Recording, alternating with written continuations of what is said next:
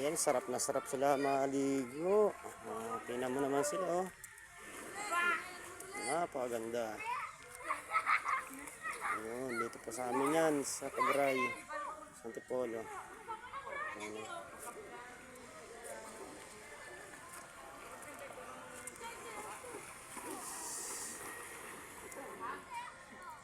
Maganda siya kapag wala ng mga tanim. Pero pag may mga tanim, puro tanim naman to rito.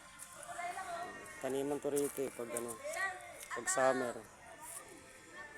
Ngayon, liguan kasi wala ng mga tanim. Ganda niyan, eh.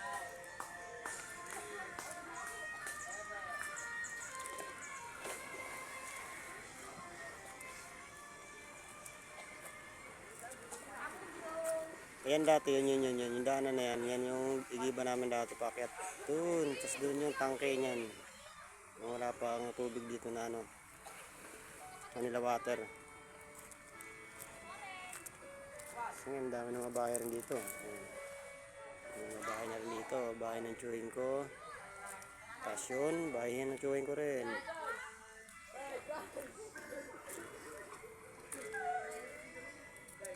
Kaya summer, pumunta na kayo rito. Libre lang.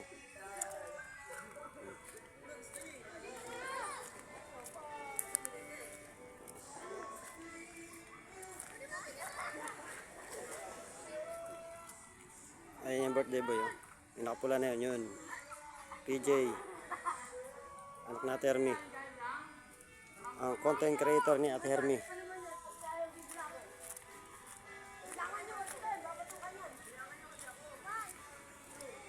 Doon tayo kala Ate Hermy sa unahan.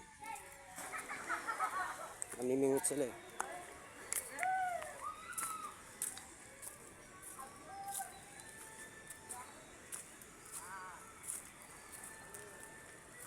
Ay, hindi nagko-content din, oh. Pang reels. Ayan. Nag-reels si Ate Hermy.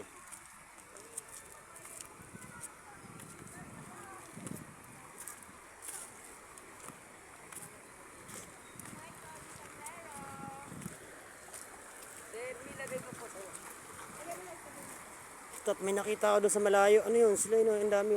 Ayun. Meron pa rin pala doon mga kababaihan.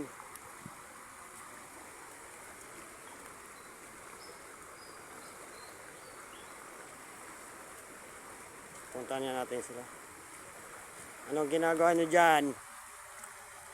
Tanim ko yan.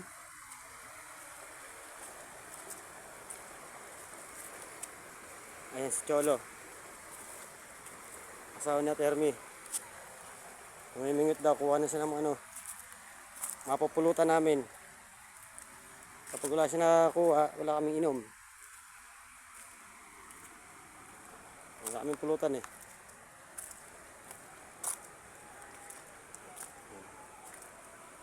Ay. Mas maganda pa rin doon sa dulo. Doon sa ano. Dito pangit dito. Mabato. Yan.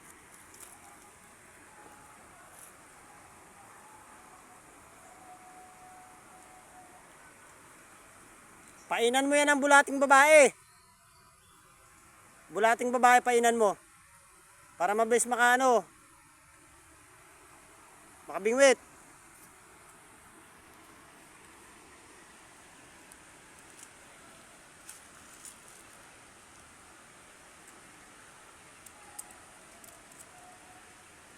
Kaya nagdadasal po siya, nagdadasal. Ang sabi niya, sana marami akong mahuling isda. At may pulutan kami. Yan, nagdadasal siya, eh. Kilala ko yan, eh. Dinadasalan niya yung, yung pamingwit niya para makahuli.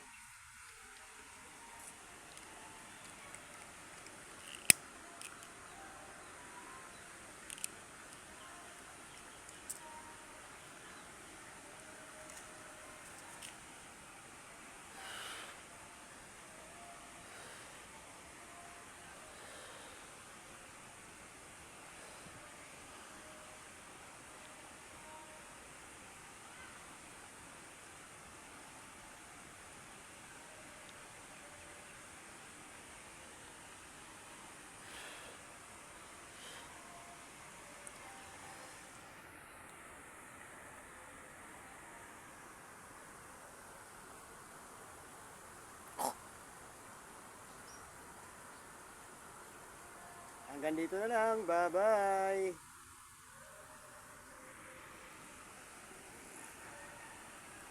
Ay, dami yung paghuli ha.